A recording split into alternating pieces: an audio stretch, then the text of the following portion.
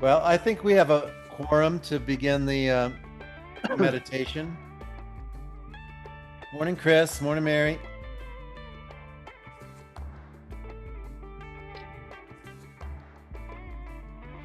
So, uh,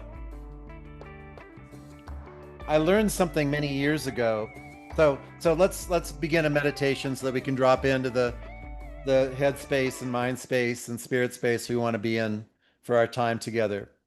So as the music comes down and as your attention comes in, all of you have experience with the breath that you're going to weave into your life and into yourself that drops down into that place within you that you call by your name. And already 5, 10, 15 seconds in, you have begun to inhabit that place, which is absolutely pure and absent all the clothing and the masks and the coverage that society and culture and ancestry put upon us. And there's a thing I learned years ago called the theory of fives. And it's a reference to the fractal symmetry of life. And I was kayaking in Northern California. And at the end of the day, I was at Otter Bar. Hmm. And we looked at maps of the rivers and tributaries. And they were up on a screen in front of us. And the guide said, "What do you notice?" And none of us noticed what he was seeking, but he counted the tributaries into a main flow, and then the main flows into the more significant flow, and then those into the more. And they were all divisible by five. That five little rivers, which are called rivers of the first order, become a river of a second order, and 5 seconds become a river of thirds. So in the Amazon, for instance, there might be 1,000 orders as the volume and the immensity of each flow grows. And he said, you will see these fives in all efficient systems. Hmm. When you look at the bottom of a leaf, you will see five tiny tributaries going into a more profound one, and then five of those more significant ones growing into like the center stalk. And damn if it isn't divisible by five. And then you look at your human body and you see your five fingers go into a hand, and your five toes go into a foot, and your two arms and two legs and neck and head, also five, join the trunk of your body. And that awareness became a very prominent cornerstone in my understanding of the fractal nature of all of life and all natural systems. That everywhere I look, whether I look at mountain ranges or rivers or oceans or any natural system, that there's this ratio of five, might be four, might be six, but it's quite prominent. And so somehow that's going to be revealed in our calls over the next months, that the fives come into one and fives come into one. And I imagine that we're going to unknowingly step into symmetry and step into uh, a, uh, a fractal recognition and a fractal compliance that shows that we're all members in in unseen patterns that guide us. So, with the next few breaths, there's a very specific invitation to bring my best self to the next 90 minutes. And either my best self is behind me in my past or it's ahead of me. And so my best self hears more clearly than it ever has, speaks more clearly, understands more deeply, attends to or tends to more accurately,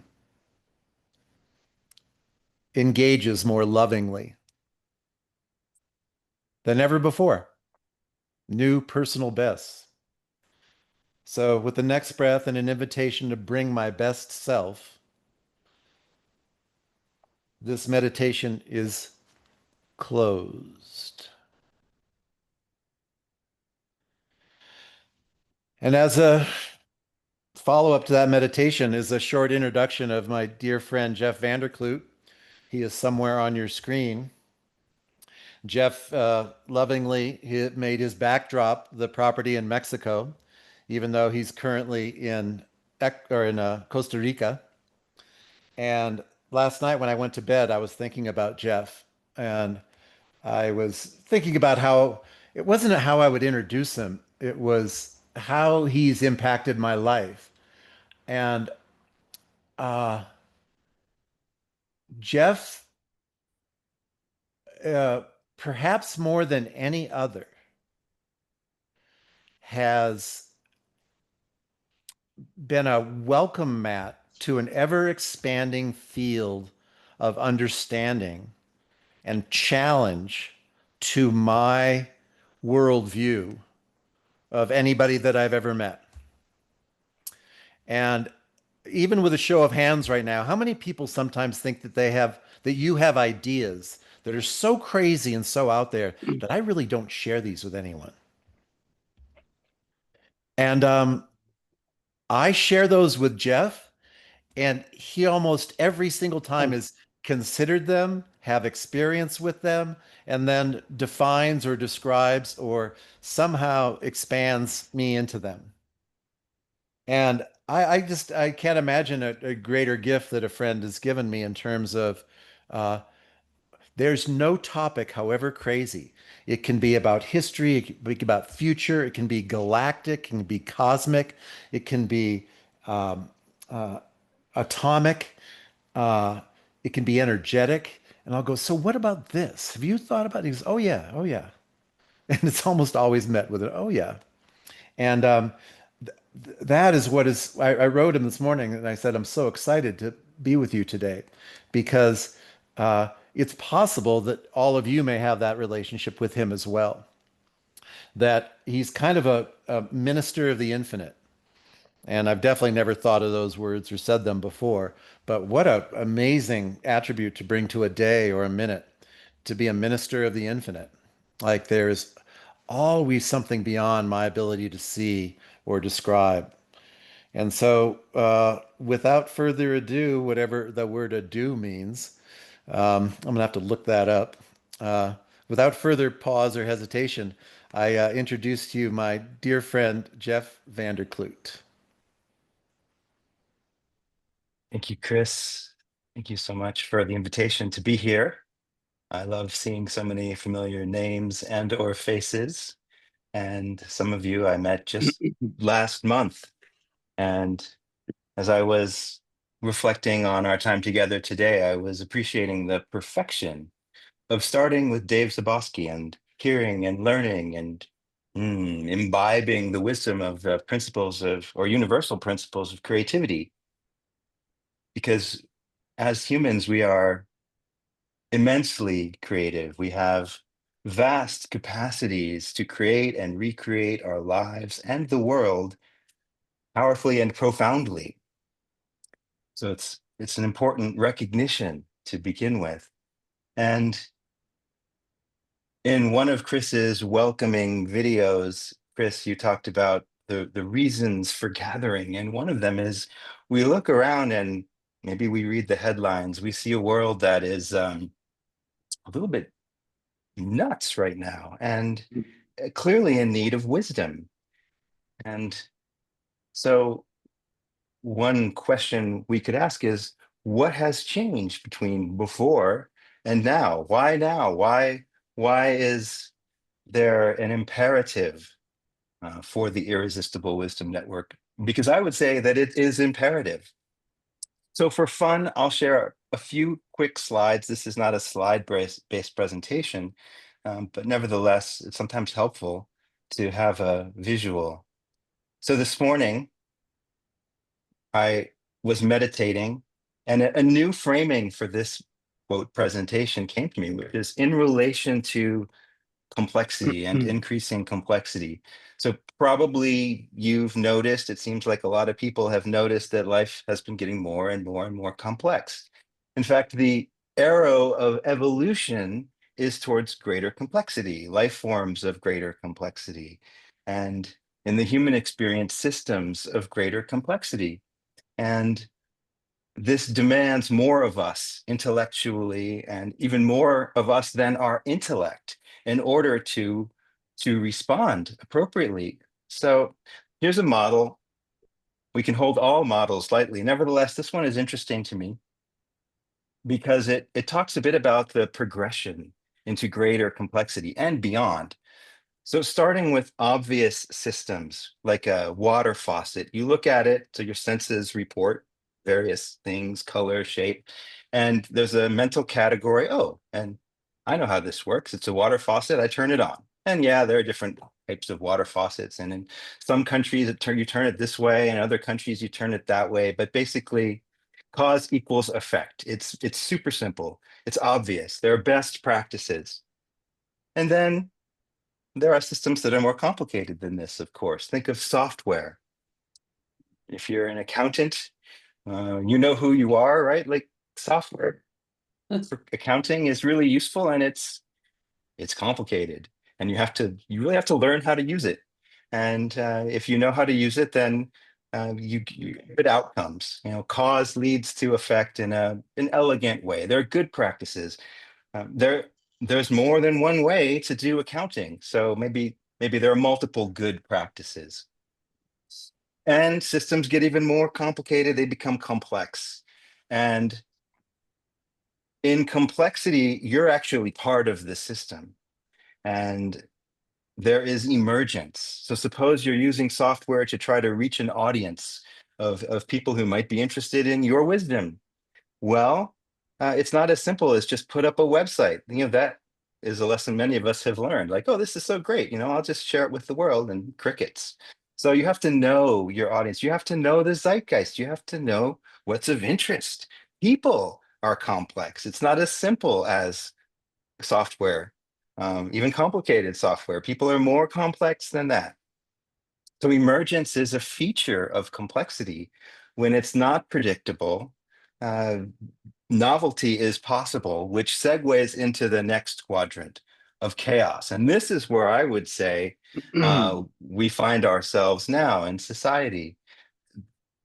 Chaos. Cause and effect don't even seem to be connected. We try a lot of things, our senses report some kind of feedback, we respond, we iterate. And if we're lucky, something works, and then we can do that as long as it works. But because it's chaotic, there's no guarantee that it'll continue to work. And we're at a sort of phase shift in society and human evolution. And it's a very fruitful time, and it's an auspicious place to be. Now, I want to bring your attention also to the very center here, which is disorder. People talk about a declining world order. And I would say again that it's auspicious because something new is possible, a future that is distinct from the past. So let me just advance the slide and say this might be what it looks like now. And this is why we need to connect with our wisdom and learn how to navigate in times that are not simple, that are not even complicated, that are perhaps hyper complex, definitely chaotic, and I would say disorderly. So we gather around irresistible wisdom. And why is it irresistible? Well, I would say actually that you are the irresistible wisdom, that each of us is an instrument of wisdom. And we're irresistible because we can't not be what we are. What I would love to explore with you during this time today is what we are and what we have access to by virtue of what and who we are.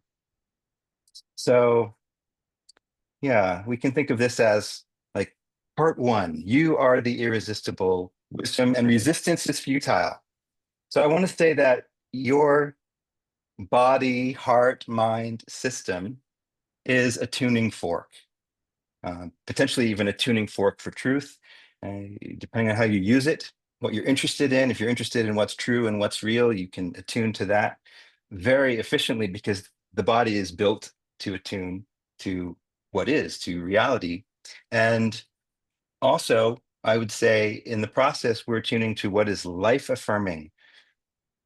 It has been said that only reality and truth are sustainable. So if we're interested in sustainability, if we're interested in how we thrive on this planet, we need to really pay attention to what's true and what's real. And I realize these are big words and there are a lot of opinions, and I'm not going to hopefully offer too many opinions today, but just in the curiosity of what's really true, what's really the case. That brings in two robust human pursuits and adventures. You have science, which is sort of objectively oriented. What's demonstrable, repeatable, reliable. You have also spirit and spirituality, which is much more about subjective discovery. Both are explorations of what's true and what's real. And skipping ahead to a punchline that we might arrive at some point, the two inquiries are really one inquiry into the nature of reality. And so I would say that there's a natural tendency for convergence, convergence of science, spirit, and also art. How do we live our lives? What do we create along the way? And these are the three pillars of Puente Institute, not accidentally. So it makes sense to rewind a little bit because I've been living an experiment for 23 years into how to work with the instrument that we are born with and how to be in the world in a way that is sustainable, that is life affirming. And what I didn't know at the beginning, but know now, is also profoundly integrative of these different streams of human consciousness and endeavor. And maybe there are five tributaries of Puente, Chris, and we could talk about that. Uh, I get kind of goose bumps or whatever the signal is for truth upon saying that, and that's a new thought, by the way. So, so the journey of the Jeff guy. I I studied math, physics. I love science. I created a lot of music over the years, so I love art as well. I'm not a visual artist, so you won't see me drawing marvelous graphics like last time, thanks to Dave. And nevertheless, I do so appreciate the arts and their revelatory capacity. Art can bring us insight beyond what our cognitive frameworks and intellectual understandings permit. So art is showing us the way, but so is science and so is spirit. And so back in at the beginning of 2002, I was sitting in the office one Saturday thinking about quarks and other subatomic particles. And for some reason, I just love the super small, the ultra small, and the ultra large. And I realize now that the reason is because the very small and the very large kind of push the boundaries of human understanding and inquiry. And in physics, eh, it seems like that's where things tend to break down. So that's what's interesting to me. So I was thinking about quarks particularly, and I had this insight. It came in a flash that these particles, of which there seem to be multiple flavors and types, are actually the same particle. But if we consider that there are more than three dimensions and that these particles live natively in five or seven dimensions, but viewed from a three-dimensional perspective, we can't see all of the structure. We see kind of a view. And if you rotate the structure in the higher dimensional space, the view from three dimensions is different. And even the behavior in three-dimensional space plus time is different.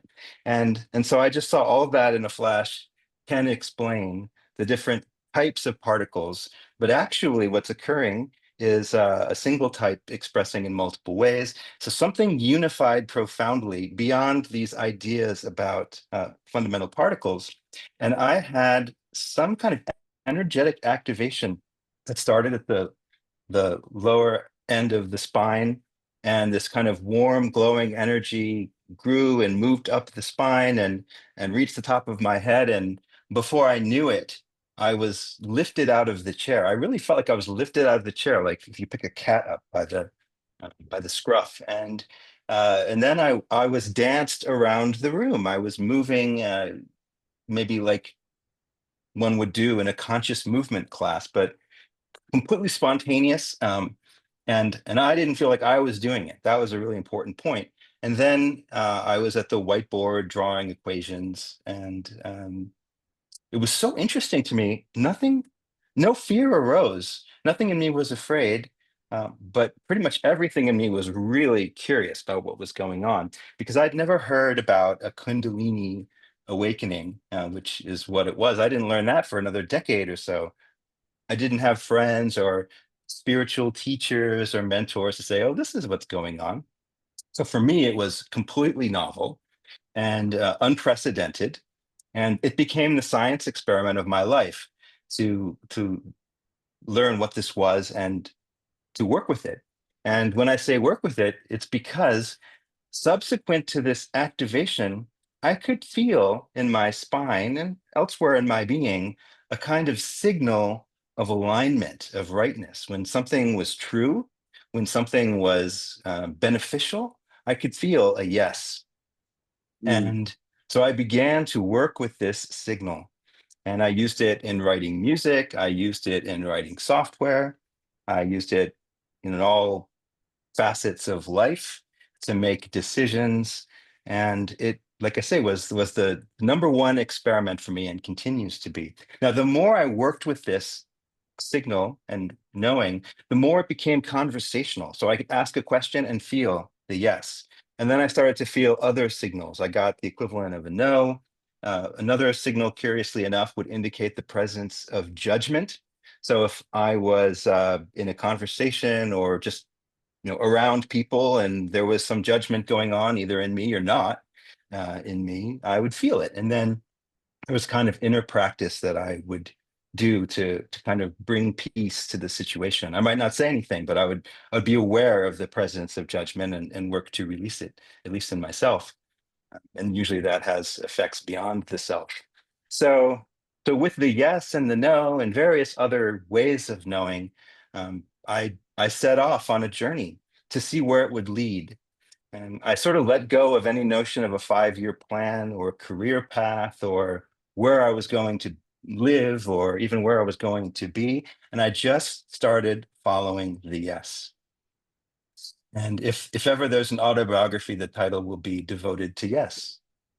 So one of the first things that I noticed was that life flowed more, better. Like things just sort of happened with greater ease and spontaneity. And also there was more joy along the way. And that whatever did happen, whatever provisional destination there might be, was more interesting than what I had previously planned back when I was in the planning mode. Now, by the way, I'm not suggesting that everyone let go of planning and left brain analysis because that's really important too. It's just during this period of the journey, the focus was on exploring what happens when we let that go. So just for the moment, you set aside the left brain. And we could call it the right brain, we could call it intuition. And Malcolm Gladwell writes about how intuition can be used very powerfully to make decisions very quickly. And that was the experience that I was having. My sense, though, was that it was also deeper than what we might explain using current understandings from science. And I was open to the possibility that it was radically more than anything that had ever been thought. So, some other benefits, I suppose. Yep. And by the way, if there are any questions, raise your hand. And if you have, it looks like Chris has one. And also, if you want to share anything, I would be really interested to hear before we go on much further. Uh, Does anyone else have this sense of like a embodied sense or some other sense of knowing when there is alignment or when there is, yeah, like truth or like, yes, this is the next honest thing. Yeah. Those words were spoken during the last session. So Chris, please. Yeah. I'm wondering about your experience of your process of refinement because I know of what you speak and I feel like my first exposure to it, I trusted it half the time. And half the time it was actually some other desire that was driving the feeling or the sensation, which was almost indecipherable from true, honest, joyful life force expression. And that slowly through my testing, I watched those percentages grow and grow until it's become a way more reliant aspect right now. But I was never very scientific about it. And I would love to know how the process of refinement happened for you. Perfect. So first of all, for whatever reason, I just knew to trust it. That doesn't mean that it, being the signal, was completely unclouded, undistorted, pure signal of truth. So there was very much a process of refinement. And I did start using numbers, by the way, to quantify the degree of yes, if we can say that. So at one point it occurred to me, oh, I can use the yes and no to ask whether the value, and I got the word resonance. And resonance at that time to me was very similar to aliveness. Like how much aliveness is in this possibility? And I could get a 0, 1, 2, 3. And initially the scale stopped at 10. And the actual numbers are not so important, but the fact that it got quantitative is because that invited greater and greater precision. And I would make decisions based on the yes, and something would happen. And often that something was me discovering a part of myself that wasn't awake, or that was clinging or had an attachment or a desire that was distorting the picture. And so it would bring so the sourcing, I would call it sourcing, by the way, we'll get to that. Following the yes would bring me to the work that I needed to do. And so rather than regarding a difficult outcome as a mistake, somehow I was wrong, I regarded it as, oh, my deep wisdom is showing me uh, where I can do some work to unleash more potential or clarity. And yeah, today I would say that's still the case. And I trust that wherever the yes leads is good, because having done this now for a couple of decades, I'm utterly convinced, empirically, experientially, that the yes is coming from deep benevolence. But I also know that the journey along the way brings up whatever work we have to do. So I see your head nodding, Chris. Sounds like that was helpful. Anybody else have a felt sense of when something is right? And people talk about having a gut sense, and so it could be there, but it could show up any other way, and does. Looks like you're pushing a button, Robin. Go for it if you can. Trying to. Got it. I'm a little technologically challenged sometimes. What this is bringing up to me, and maybe you can speak to it, is like, what is, um, because it seems like it's a very, like, you've come into it from a very, like, kind of intellectual or more masculine perspective into the body, as opposed to the starting in the body and the feminine, going up to the intellect. You know what I mean? There's two different things, and what comes up for me too is, can you define, or can we kind of muse about the difference between an intuition or an instinct? Like what it, you know, for me, there's two very different tangible qualities inside of that. And one seems like like what you're speaking to is kind of the co-creation of the universe, and uh, kind of being a receiver. And then I wonder also, in terms of, sometimes we have like gut instinct, as opposed to intuition. And I just wonder if you have any thoughts about the differences between those. Sure. Okay, well, let me say three words: instinct, intuition, and sourcing, and draw some distinctions. And by the way, there could be other ways of making these distinctions, so I'm not attached to any definitions. For me, at least, instinct is referring to, you could even say, like the species level knowing of how to be in an ecosystem, and what to be paying attention to, and what to run away from, and what to eat. And in the case of the human experience, so much of how we relate to one another has been, like, learned through hundreds or thousands of generations of lived experience, and that's in our DNA. You could say it's somewhere in our system, maybe subtle or more subtly in our etheric field, maybe all of the above, probably definitely so. And so, yeah, instinct is really important, and it makes life easier because we don't have to consciously think about every tiny thing that we're doing all day long. And as humans become more complex, perhaps more evolved, we could say, um, as our current consciousness expands, actually, the amount of instinct that we have available has increased also. So, like, much more can happen automatically. Intuition is I mean, we could say the in is the inner knowing, and there's a kind of knowing that isn't coming so much from the external signals. And we can access intuition through meditation, through qigong. I mean, we could have any number of embodied practices that also help to open the mind, because the mind and the body and the heart are really one, though they may have, aspects and distinct functionality within the system. And so I draw a distinction then between intuition and sourcing. And I talk about sourcing primarily for the following reason. In my experience, as I've dropped down, and yes, it definitely started with an intellectual insight and approach, which continues, and which has also expanded to include the whole system. As I've dropped down and down and down, there has very much been a sense of dropping into the roots of being and going to the source. And every step of the way, here I am. Like, I'm Mm, still here. So there isn't a separation between the more surface levels of awareness and experience and the roots of our being. And if we just keep following that, it's similar to Ramana Maharshi's process of self-inquiry. Like, what is the root of the I? What is the root of the I thought? And you're there. So you're it.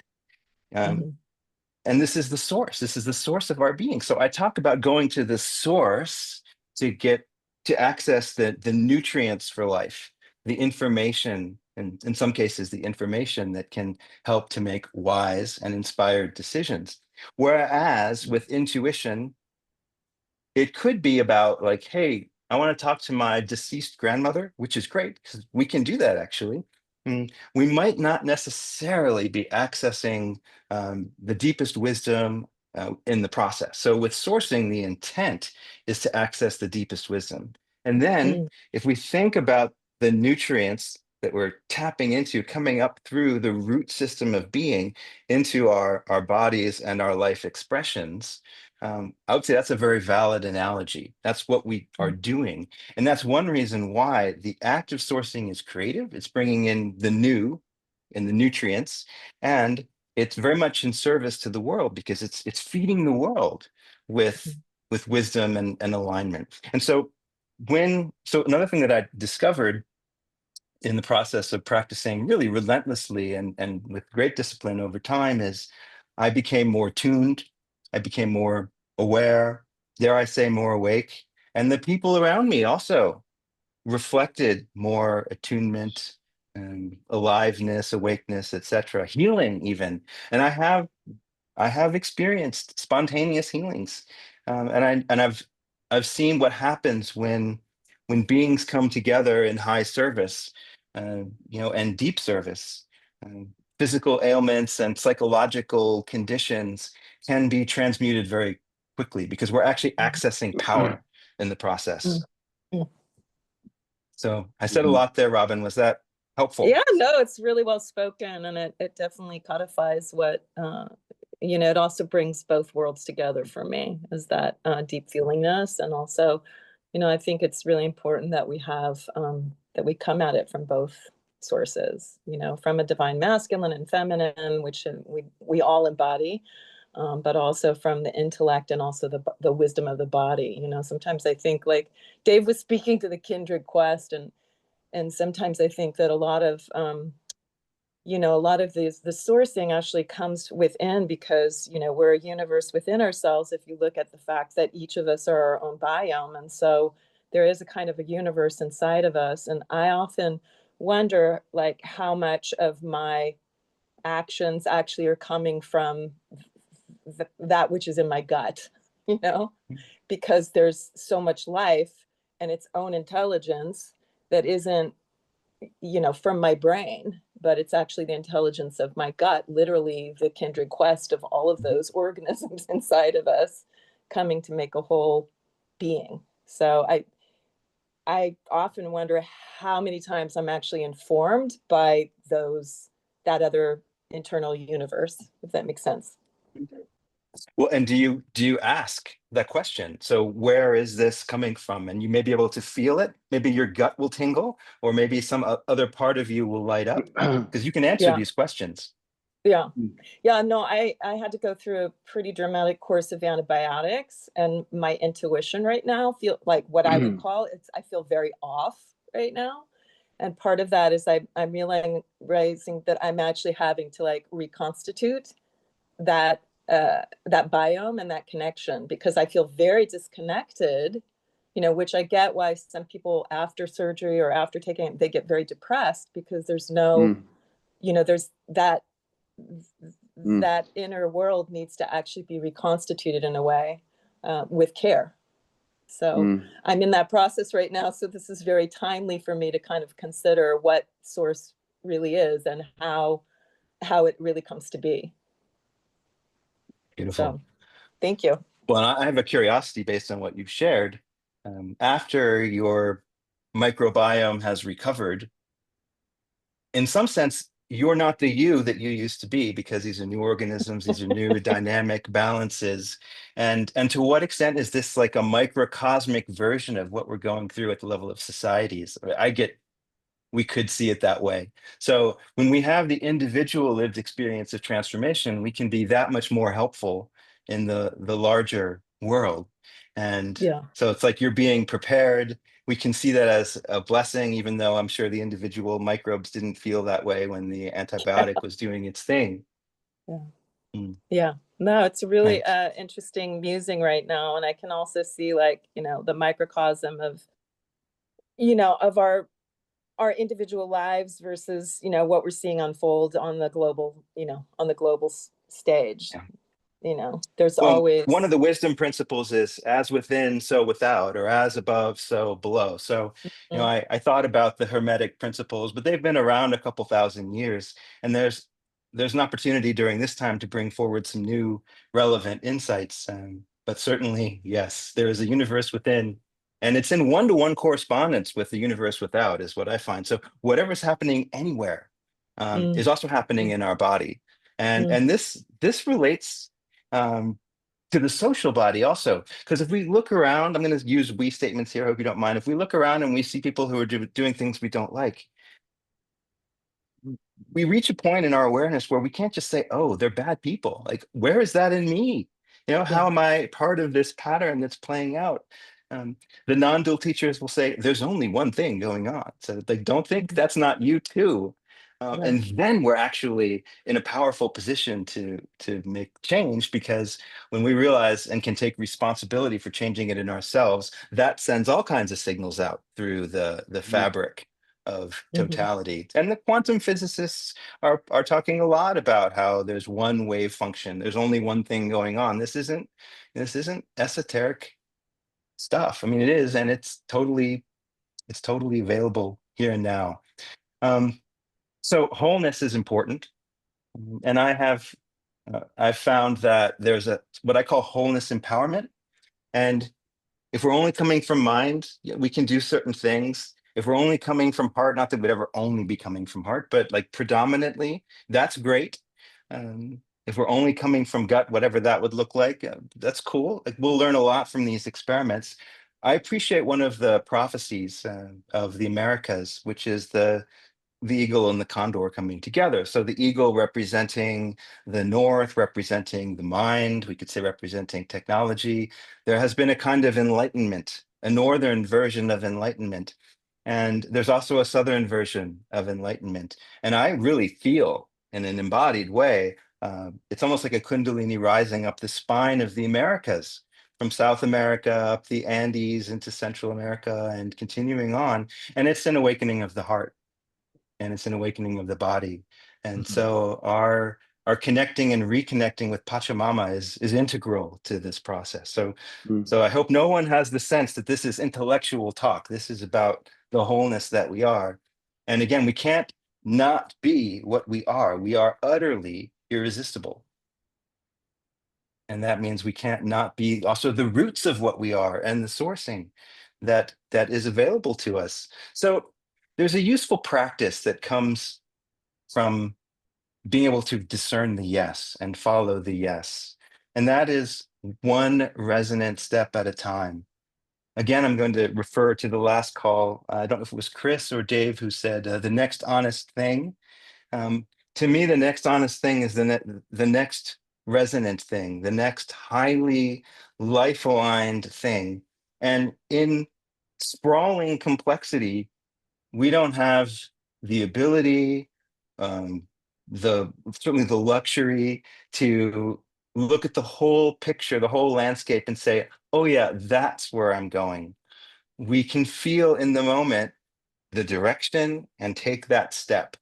And this is what I would offer. It's certainly an essential capacity for humans during this time is the ability to discern whether we feel it in our gut. Some people feel their arm hairs rise and tingle. It, like I said, can show up anywhere. But if we can, and as we find our own signaling, our own connection with all that is, and learn to trust it through this iterative process of refinement, and life is very benevolent. um, if we take a step that isn't supremely aligned with all that is, but we do it with heart, we make our best effort and take our best step forward, then it's a self-correcting system and we'll be shown. And if we're willing to be shown, it's much gentler. Like the correction is just like, hey, 2 degrees to the right, just a little bit to the right. If we're not listening, if we're not paying attention, in my experience, I know these are we statements, like maybe your experience is totally different, but it certainly seems to me that if we're not listening, it's harder. And one reason that I had this like dramatic experience 23 years ago is I didn't know what it meant to really listen to life. I didn't have any practice, no teaching around me. Like, hey, if you want to be spiritually awake, do this. And I'm grateful because that allowed me to have an authentic discovery. But the drama of it was I had no context, and like it just must have been time for this instrument to come online because I got this big shakeup, and everything in my life that was out of alignment with truth was royally disrupted. So again, applying that to the collective, we look around and we see, the systems, the institutions that are out of alignment with life, that are not serving, they're getting royally disrupted. But it's by a benevolence, by benevolent power, that has a plan, and we can trust that next resonant step. I have a friend who wrote a master's thesis on essentially taking the next resonant step or the next honest thing. And the premise of her thesis was we look around, climate change, it's a wicked problem, if you know that term. So problems that are so complex, we don't know how to solve them, and they're interconnected with other complex problems that we don't really know how to solve. Or maybe we do, but the solution requires that a lot of people agree, and so that's where it gets hard. Um, so in a domain of wicked problems, we have to sense our way. We have to source the way, which is the name of the company that I co-founded back in 2012. Um, and I've been learning to live into that and what that means. So, all right, so a personal practice that we can do is this: discern the next resonant step and take it. Chris. I have a question about your use of the word benevolence because I'm very attracted to it, but I have a resonance around indifference. And Mm, I'll be very specific that, uh, on in a very earthly way, a lot of people say, oh, God bless this or God bless us. Uh, and I love the idea of accessing the life force in an ever deeper, ever wider, ever more understanding way. And there just seems to be a very prominent resonance within me that the life force is, in fact, indifferent, and doesn't tilt towards benevolence. So mm. I'm curious about that. Yeah, great question. I love that this is a conversation, by the way. Um, so let's say that it's a both and it's an all and, at least in my experience. So on the one hand, it's really helpful to be indifferent so that whatever comes, you can kind of be with and not fight. Because when we resist our experience and we try very hard to not be in the present moment as a result, that tends to create all kinds of dissonance and makes life harder. So if we can be indifferent, maybe the high indifference is an expression, it's very helpful.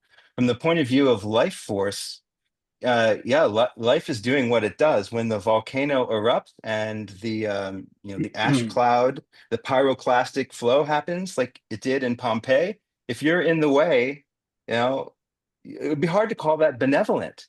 So when I talk about benevolence, I'll use Robin's example. Um, the healing, the agency of healing that prescribed the antibiotic, and you said yes, and somehow it was a yes. That healing impulse is coming from benevolence. From the point of view of the microbes, it's the pyroclastic flow. See ya, you're out of there. Um, and so it's important to recognize that the antibiotic has its purpose. It's indifferent in some sense to the life that it's taking, even as it is perhaps saving a life.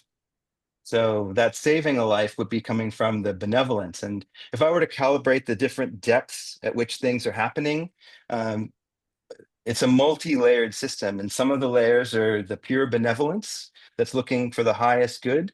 Some of the layers are the implementation of the benevolence, which can be fierce, and we might say are indifferent.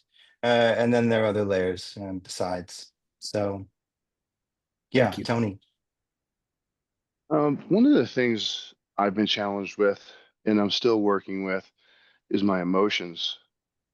Um, my emotions still kind of um, create the fear, the unknown, when my intuition is giving me a signal. How did you ever have to overcome that, or you know what I mean? I'm Yeah, still for sure. kind of caught in that matrix of, listen, I know my intuition is my higher self, and I know that's actually going to bring me joy. Stop trying, be more being. And when I go into more of my being, especially some big circumstances now, it's more or less the feeling of the unknown and the fear. And I know that's just an emotion, but it also creates this the slowing down of my knowing and moving into my wisdom and trusting it. And I'm kind of wondering how'd you play with that? Sure. Well, and certainly I've had to along the way, quite a bit. So first, I would honor emotion. I might not say just emotion, uh, Yeah. not to pick you up on that, but Yeah. emotions come from sometimes they're they're triggered and they don't necessarily come from the depths or the roots of being. Sometimes they really do. So I have the experience sometimes of just spontaneous tears. I'll be talking to someone and maybe they'll say something that rings deeply, deeply true. And I can feel this release of love coming and upwelling from a very deep place. So I would say that that emotion is extremely helpful. And fear is also helpful because in some sense you can think of it as like actually the pointer toward the direction we need to go. Like, what are we Mm, most afraid to engage? And so, when we're on the path of spiritual cultivation, sometimes we reach these points of terror, existential terror. And we need to lean into that because there's a great gift, and it is the gift of our true nature that we've been conditioned to reject, and so we're afraid of. Typically, again, lots of we statements. So day to day when there's fear, it might not be existential, it's still valuable. And I would suggest being with it as best you can, being present with it, and it will transform or transmute as you allow it to be present rather than trying to stuff it mm, back down. And if you do that, it's like whack-a-mole. It'll appear here and then you'll whack it and it'll go down and it'll show up over another part of your life. And in fact, I would offer that humans have tended to live that way. Avoid, avoid, avoid, grasp for things, and we don't make a lot of fast progress. But if we can be present and allow what is in our experience to be there, then that fear actually loses energy, and the gift yeah. that's in it becomes more and more clear. So the fear is masking a kind of greater clarity. And you can try it out and see how it goes for you. But I would trust all of your experience to be valuable. Hmm. Thank you. You're welcome. There was a question in the chat, what is good or bad? And that reminded me of the tree of knowledge of good and evil. And as soon as we eat from that tree, uh, as soon as we buy into the good versus evil dichotomy, then that leads to challenges, let's say. And at the same time, there are plenty of things that are not aligned with life. Maybe we would say, that's not as good. Um, so I'm not going to argue one way or the other. I'm just going to appreciate the question. Yeah, and good. Nietzsche. Yeah, and Rumi, out beyond wrongdoing and right doing, there is a field. I'll meet you there. Hmm. And then that actually brings in, sorry, I'm going to throw out a lot of different kind of traditions here, but in Buddhism, you have the notion of the two truths. And one truth is the transcendent reality. And in the transcendent or absolute, you don't have the opposites, you don't have polarities, you don't have good, you don't have evil, good, bad, are not things. That you can hold on to and build your life around, either running from or running towards. And then you have the relative reality where the apparent opposites um, have a role and polarity has a role. And actually we can work very skillfully with the spectrum and the contrast and the seeming opposites and create amazing things. Without contrast, you can't create visual art, really. Although I think some avant-garde pieces have been just a white canvas. That's cool. And then if you get really clever, you can see that they're within the white, there's texture and so on. But then you're back in the relative. So uh, let's just say that everything has its place, and there are levels and there are domains that are being integrated. In fact, the one goal of Buddhism is to integrate the two truths so that now your life is a seamless unicity of when the relative appears, it appears, and when it disappears, it disappears, and here you are having an amazing human experience. So we're actually approaching the hour, and there are many things that I might have said that I won't get to, but I would like to talk about a couple of applications of this. Yes, living the paradox. Thank you, Alex. This way of being, and so I put it into practice, into creative practice, actually. And one of the expressions is the unification of science and spirituality. And as I said at the beginning, more or less, science is the objective path of inquiry into what's real and true, and spirituality is much more the subjective. And interestingly, as I've worked with what science really is at its root, it has brought in subjectivity. So it's kind of like the yin and the yang model. If you look at the white portion in the very center is a black dot, and vice versa. So if you look really closely, like looking at that white canvas, oh, there's so much structure here. Oh, there is so much actually in the so-called objectivity that isn't really objective. Oh, and so in quantum mechanics, you have the observer effect. Like you're part of the system. Guess what? The person looking at it has an integral contribution to make to the measured outcome. And I would say that's like a hint. That's an amuse-bouche for what is to come. Because beyond the observer effect, I would say is the source effect. Because when you realize your own nature, because if you drop down to the root of your being, to the source of your being, you're still there. So you're the source too, which is pretty mind-blowing for the intellect. When you realize your source nature, you realize greater agency and capacity to create and to recreate. And we humans are still figuring out what that even means, let alone how to put it into practice. And these evolutionary times where we're deluged with growing complexity and chaos and disorder require us to deepen into our source nature. And so is there something beyond even the source effect? Yes, there's something beyond cause and effect. We call it maybe the supreme existence. And um, funnily enough, when Chris and I were first talking about the possibility of uh, offering a talk, that I might offer a talk to the IWN, this was more than a year ago, he said, remember, we have to walk before we can fly, I think you said. But if we just take off for the heck of it, The ultimate insight in spirituality coming from multiple directions and traditions is there's only the divine, there's only the supreme, and therefore, you're it. Whoa, again, totally disruptive for the intellect. It's beyond what we can conceptualize, and it's not beyond what we are. And this is the wisdom that we are that is utterly irresistible.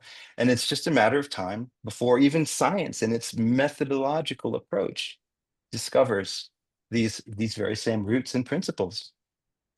Another application is now it's integrating science and spirit and art. And perhaps I can share my screen again for a moment. So here we go. Uh-oh, that bugaboo disorder. We'll get away from that as quickly as possible.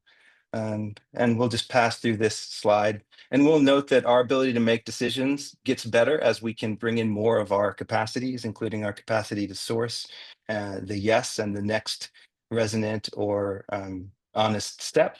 We can even make awakened decisions in chaotic situations. But moving on, if you'd like to learn a bit more about the integration of science and spirit that I've been working on, you can go to nondualscience.com. It's a list of statements that are calibrated for truth.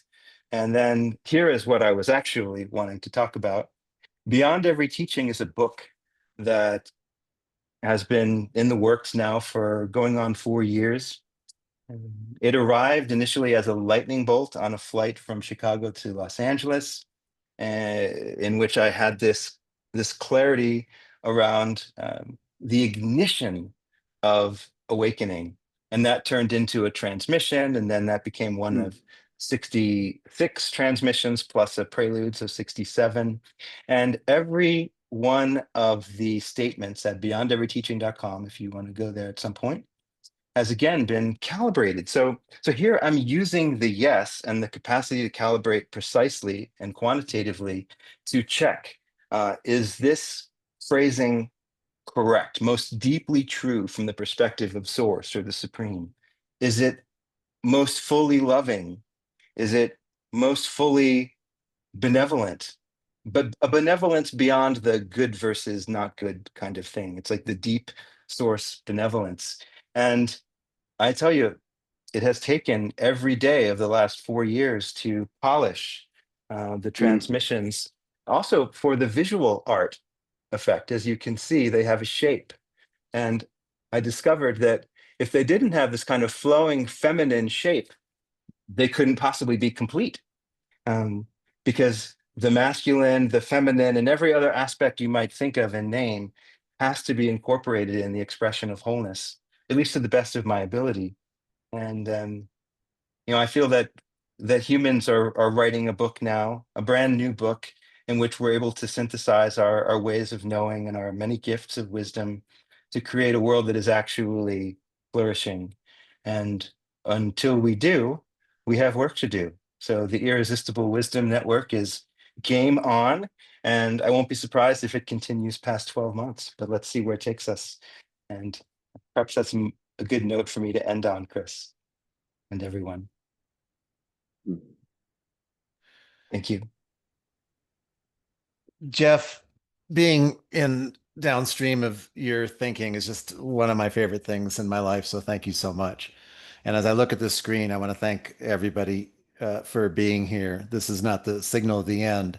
It's the signal of a transition where we're going to give it over to Rich, and he's going to press a button magically, and we're going to be divided into groups to dive in and use our voices to explore some of the things that we just encountered, and then we'll come back together and share as a group.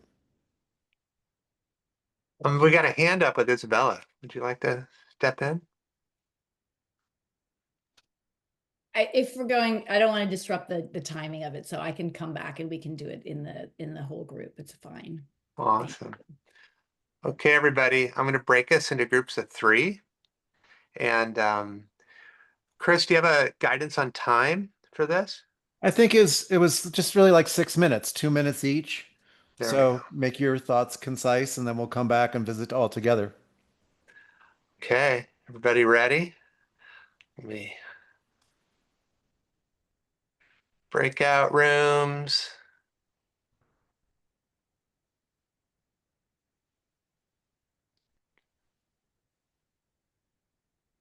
Here we go.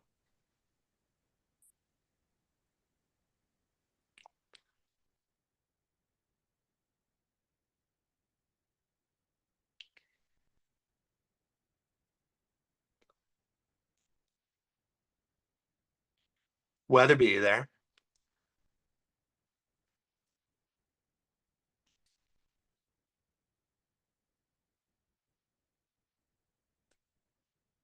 Do, do, do.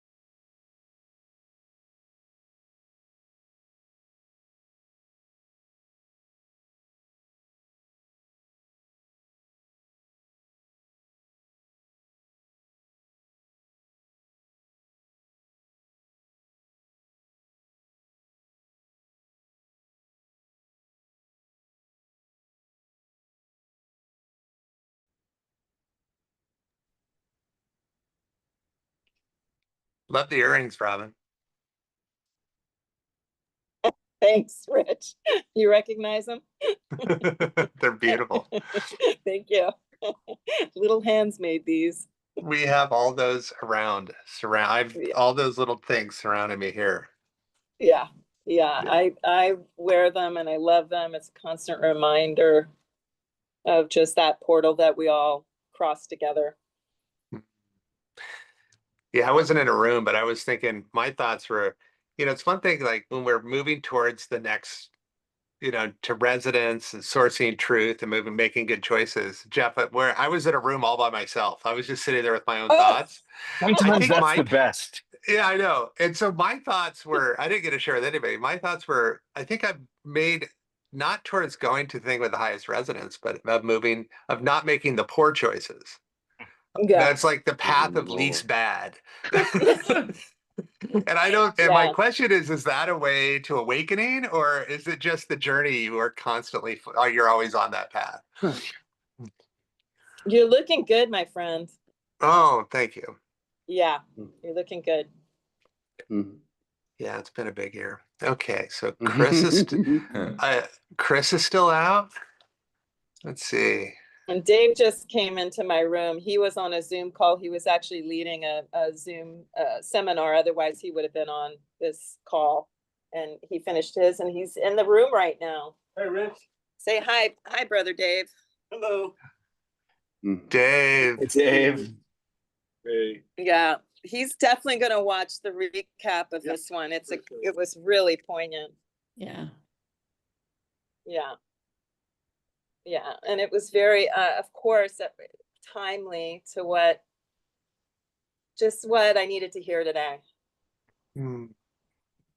Yeah. Well, I love that Chris is not in the frame. Yeah, Chris is not in the frame. There- He let me I'm know that he's Pants, Pulling up my pants. pantalones. Yeah.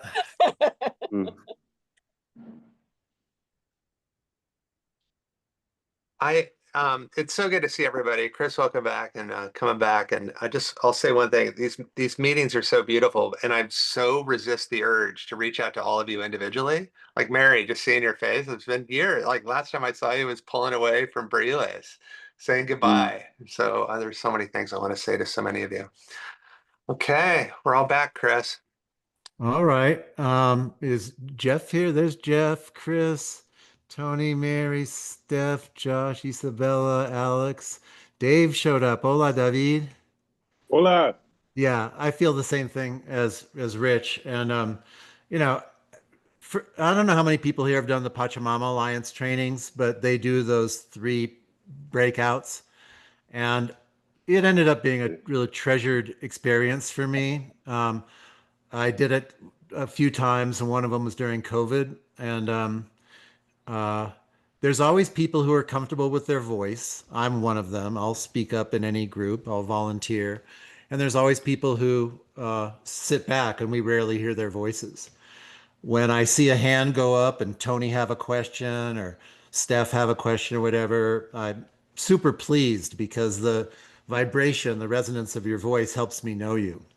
And when we break into the groups of threes, it does encourage people to utilize their voice and create that capillary system, create that mycelial network that we are becoming here. It was super strong to me yesterday when I did that video up in the forest that when I talked about a coalition, that as Jeff is so clear about these intuitive hits he gets, and he hasn't done it today, but a lot of times when we're together, I'll bring up a concept and he'll go, "Ooh, I get a 90 to 91 on that."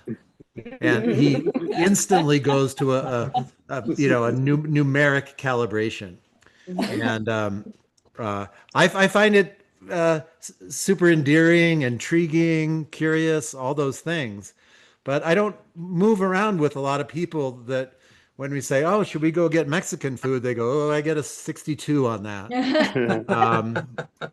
And but Jeff is like in that state all the time. And it's really the reason that I wanted him to be the second presenter, because he doesn't just talk about it. I watch him live that calibration, and it's an energetic, a felt, and a thought calibration. And and it is a strange and possibly unpopular opinion to be in a positive state of mind right now. With the explosion of AI and untrustable sources and seemingly diabolical behaviors around the planet, that I feel like called for this thing to happen, this irresistible wisdom network. And I thought, nope, this isn't a TED talk. Nope, this isn't a fire hose of speakers. This is something where Mary and Joshua and Isabella are going to be on a call together, and they're going to lock in. And Robin and Rich and Stephanie are, well, they're already locked in, but are gonna lock in. And that at the end of it, there's going to be an invitation either to Mexico or Southern Utah, for all of us to get together and go, oh my God, it is so good to be in the presence of you. And that we're going to be part of the example. We may not be able to change the world, but we're going to be part of the example of the remedy, at least a way to incubate and be home to optimism in this face and in the face Mm-hmm. of the circumstance that we're in. Mm-hmm. So, in my breakout group, we were talking about death and dying and the implications of that, and we were talking about indifference and benevolence. So, I'm more anxious to hear other people's voices than mine, and we will be stopping at 30 minutes after the hour. Maybe Rich will call us at 29, and we'll have a closing together. And then one of the things that we'll do is we'll start on the hour and we'll stop on the half hour so everybody can trust that over time. Mm-hmm. I'm out.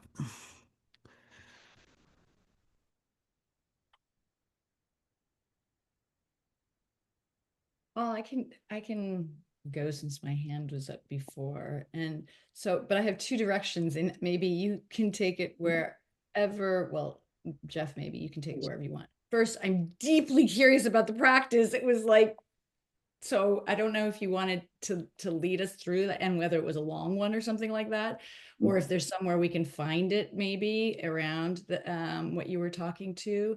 But I'd be very, very curious about it. And but you can also choose the second one, which is I'm back to the benevolence thing that I can't let go of, that Chris brought back up, because I also brought it up in our small group, is that do we need a vision of however you define goodness, or define some kind of organizing principle of benevolence, um, to live a connected life of service and all the good things that we think we need to do on this planet? Or is it okay to have, I mean, the word Chris used is indifference, but there are many that Taoists use that is just about vitality of us together on a planet, in alignment, without any sense of positive, negative, because I feel really strongly that even when I agree with people with what their idea of the direction of benevolence is, I worry that somebody else would disagree, and therefore we collapse into these differences all the time. And so I'm just wondering if you think there is a way without a sense of some divine as benevolent. Yeah, of course, it works that way too. If we're very present with what is, and in the moment, not attaching too much significance or charge, and any charge perhaps, life will show us what it is. Einstein's question, is the universe friendly or not? Like, we'll find out. It will be revealed. All will be revealed in the end. So we don't need to start with the idea that there's this great benevolent force that's kind of running the show.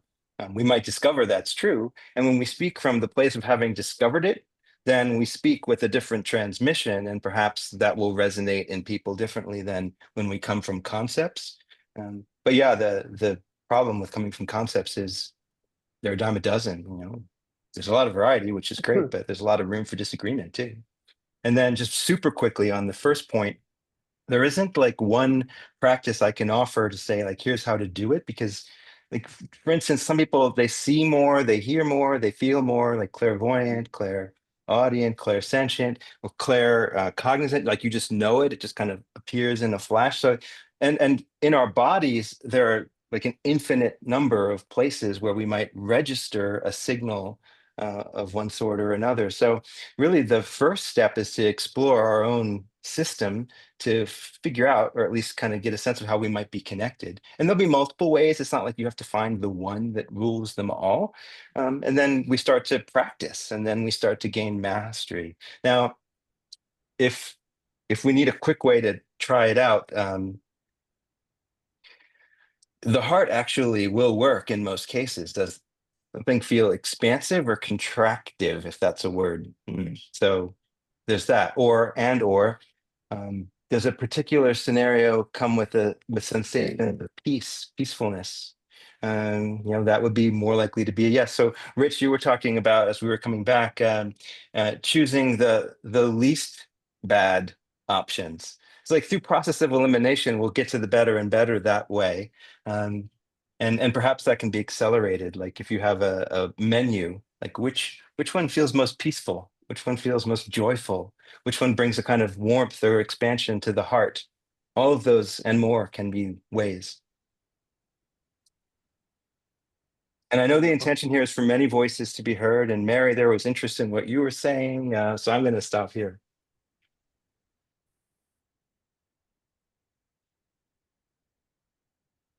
I can jump in. I just got cut short in our group a little bit. But it does follow up on what you were just saying. Another one of my teachers has this thing she calls the full body yes. So it's like checking in with your head and your heart and your gut. And I experience that in the way that you were just saying, like even just when I'm out walking, like on a hike, I practice it and I'm like, should I go this way or that way? And I usually feel it as like an opening in my heart or just like the peace you were describing in one direction. So we were talking in our group about trusting that and how hard it is for a lot of us, especially who went to school in the US system or probably European as well, because that just gets so trained out of us. And yeah, like relearning to trust that and practicing trusting that, I think, is the hardest thing. And so I just try to add it in at all these little points during my day, choosing which way to walk or, yeah, things like that. So thanks.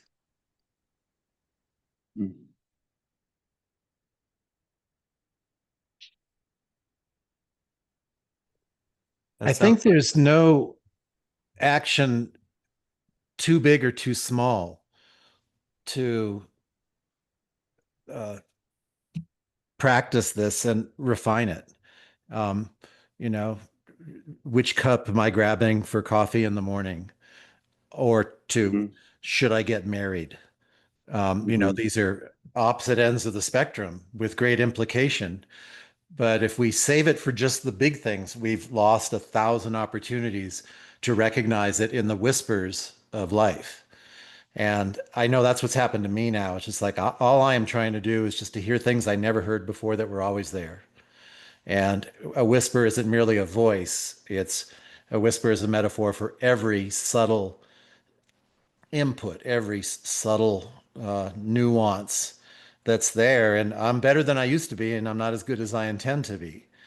One of the things that impresses me about Jeff is that he seems to occupy that stance, that posture, at such a high percentage of the time.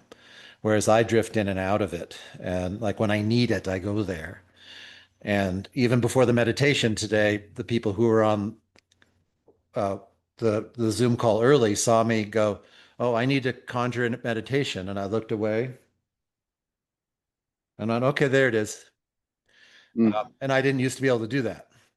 Um, And so that to me is evidence of my growth. And uh, so my encouragement would be to know that there are whispers guiding you all the time. And we tend to live in a culture that's emphasized by exclamation points, and it is the small little incremental things. And which coffee cup am I going to use? How bright is the light going to be, or the sound helps me on that path. Yeah, I was in my breakout, Chris. I was talking to Stephanie. Stephanie did a little um, powwow on me. Was It's a small hinge that swings big doors, and it's exactly what you're talking about because I'm in a life of transition right now, and sometimes it's a little bit uncomfortable, even though I'm getting these signals. They're uncomfortable. That's why I brought that up with the emotions. But her her question to me, which is really like it made it like it was like, oh, she goes, it was about yeses in the moments. And I have been practicing yeses in the future and futuring out versus practicing all of the micro moments that I have to be able to practice in my moments to master what's next instead of having to ask that question and the pressure of all of that decision of the next decision when I'm actually practicing my moments. And my moments already automatically make my next moment, my next ask, which is typically the big one. But I think if I'm practicing more of my moments, then I don't have the big ones anymore. Or maybe I'm more in tune with my signal. So my bigger things, my bigger questions, my bigger yeses, potentially, if you want to call them bigger, are less. And it's just, I walk into it. So that was my big takeaway in my 2 minute room. And thank you, Stephanie, for that gift. And Jeff, just the awareness of the whole conversation today was really a blessing. So thank you for that. Mhm. Rich noted that we only have 5 or 6 minutes left. If we haven't heard anyone's voice, I'd love to hear it. Even if we just go around the circle and say something that touched you or moved you today, it helps. It helps create the network part of the Irresistible Wisdom Network. And Jeff, I'll start by an appreciation to you. I noticed conspicuously how you wove the words irresistible, the words wisdom, and then I'll bring the word network in. These are somewhat familiar words, but I hadn't heard them together before. But it was not a random thing. It was important, and so I want to appreciate you and your time and all the love that you've given me over the years and your willingness to participate in this way. 1,000 thank yous. I could do that with all of you, but I want to give everybody time to have a little moment, and then I'll be signing out. Hi, Jeff. I just want to thank you and acknowledge you for bringing so much care and equanimity into this conversation. And it really has given me an incredible soil to work with inside of myself. So thank you very much.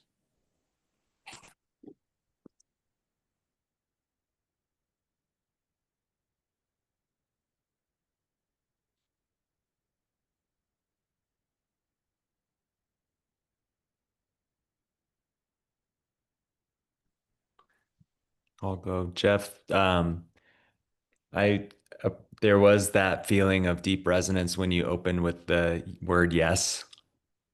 I've been starting my mornings with that word, and I didn't know why.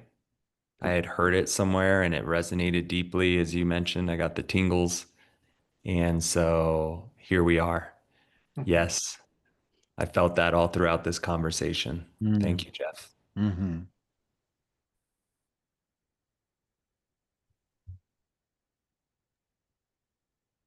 We can all turn our audios on so you can quickly speak your piece.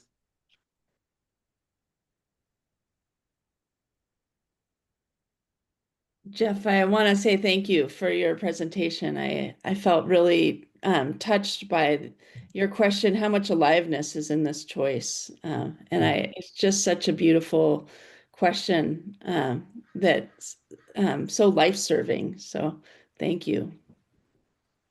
Thank you. I'll add that one of the things I really appreciated and felt really alive, but also new for me, is this intuition versus sourcing. And that was it's just really rich, and I'm still sitting with it, but I think there's something really important and interesting about this feeling of rooting into ever deepening being. And that's different than the kind of shot of intuition that you might feel, and this kind of practicing it. So thank you very, very much. Yeah. Very welcome. I'd like to say, Jeff, how much I appreciate the language you use, because it gives such a big visual picture and not only a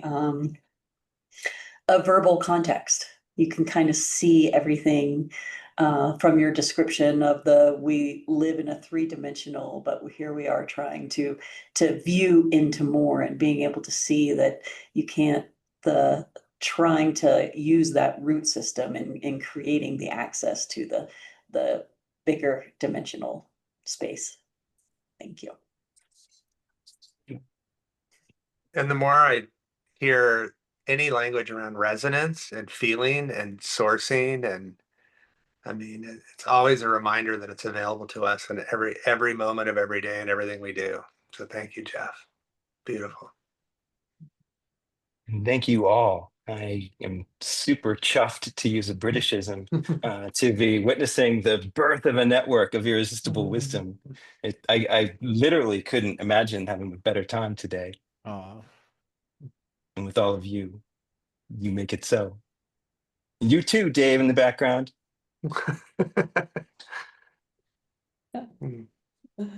well, that wraps up this second one this July. We have another one coming up in August. So keep your eye out for more videos and more info from me. Does anybody have any questions before we sign off? We missed Mary. Oh, Mary, were you able to chime in? I chimed in earlier. You did? So Okay. I I thought think maybe I you think did. thank you Mary thought that qualified. though. Yeah, I thought it qualified. We got yeah, her. yeah. Thank you though. Joshua, it's great to see you after all these years. Yeah, yeah. Um, all right. Well, with that, thank you all for taking the time of your life and giving of your spirit and your attention and your fidelity to the things that we care about. I think it's extremely important. This is the most important thing I'm doing in my life right now. So thank you so much. And I'll see you in a month, and hopefully talk to you all after I get out of surgery on Thursday. Ooh, Okay. All right. Bye, you guys. Thank you. Thanks, Thank Rich. you. thank Thank you you. so much. Thank you.